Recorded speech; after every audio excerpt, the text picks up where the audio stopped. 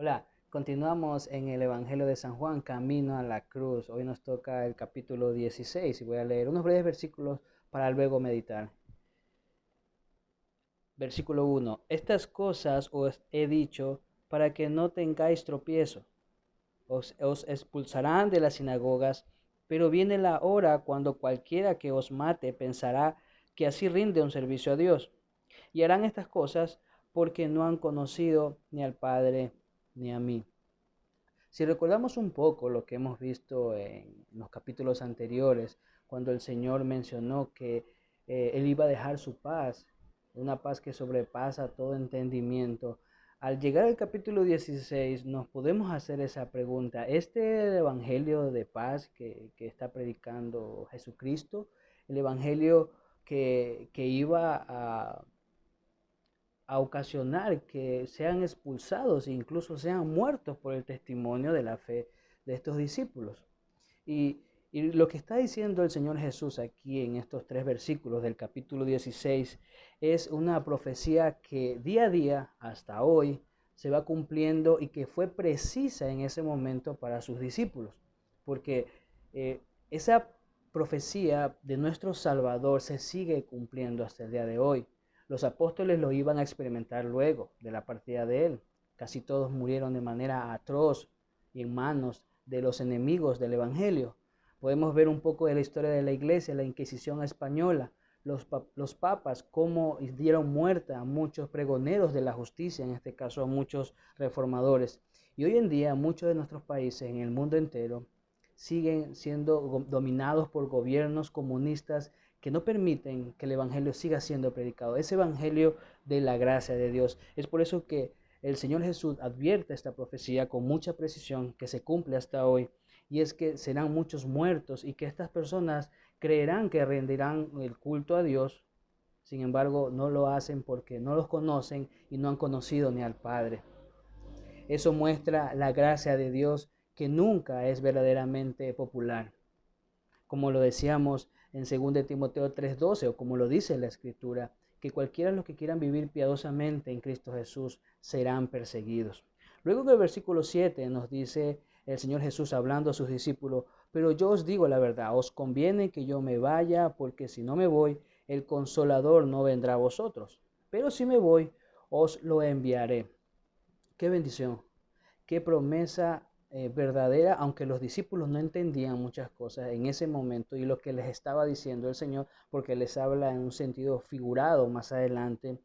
El Espíritu Santo era necesario que Cristo muriera, porque si Cristo no moría y no resucitaba y no ascendía al cielo, eso quería decir que no se hubiera cumplido esa promesa del Espíritu Santo que hasta hoy nos bendice. El Señor Jesucristo, si hubiera seguido viviendo de manera corporal, no iba a ser de bendición o no iba a estar con todos los discípulos, porque corporalmente su cuerpo no era omnisciente. Pero el Espíritu Santo hizo eso y lo está haciendo en el día de Pentecostés. Cuando venga, dice el Consolador, el Espíritu Santo. ¿Acaso no existía el Espíritu Santo antes con los santos del Antiguo Testamento? No está enseñando eso el Señor Jesús, sino que iba a volver con más fuerza de lo que había hecho en el Antiguo Testamento, porque no hay ningún hombre ni ningún santo que haya sido salvado sin la gracia del Espíritu Santo.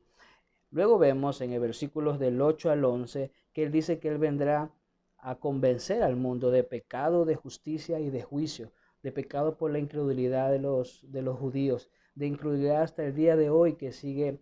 El mundo es culpable del pecado de no creer en esta revelación del Hijo de Dios que es Jesucristo, de justicia porque estaba muriendo o iba a morir un hombre justo como era el Señor Jesucristo.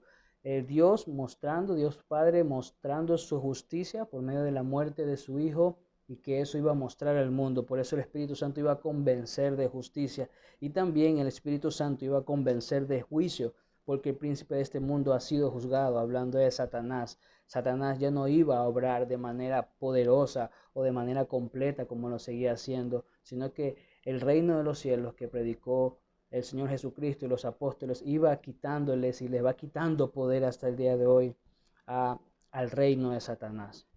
Y para terminar, recordamos este pasaje que es conocido por muchos de nosotros, y en el versículo 33 del mismo capítulo 16. Estas cosas os he hablado para que en mí tengáis paz. En el mundo tenéis tribulación, pero confiad, yo he vencido al mundo. Las cosas que eran negativas, las cosas que eran tristes para el corazón de los discípulos en ese momento, el Señor vuelve a decirles, vuelve a darles consuelo, que tengan paz. Porque Efesios 2:14, como dice también la Escritura, que Él es el mismo, Cristo es nuestra paz. Hizo un pueblo derribando esa pared intermedia, en el caso de los judíos y los gentiles, pero en nosotros, en el caso de la pared de nuestro pecado que teníamos de acceder al Padre. Él sigue siendo nuestra paz hoy en día. Él es esa paz que el mundo no encuentra. Él es esa paz que los creyentes necesitamos hoy aferrarnos, que por las adversidades o por esta pandemia que estamos sufriendo o por las situaciones adversas en nuestra vida como creyentes debemos seguir confiando, porque hoy estas palabras siguen resonando en la Escritura y deben seguir resonando en nuestros corazones. En estas cosas os he hablado para que en mí tengáis paz, y esa paz también es dada por el Espíritu Santo. Gloria a Dios por el Espíritu Santo. Gloria a Dios por ese consolador que nos convence de que somos hijos de Dios. Gloria a Dios por eso. Que el Señor los bendiga.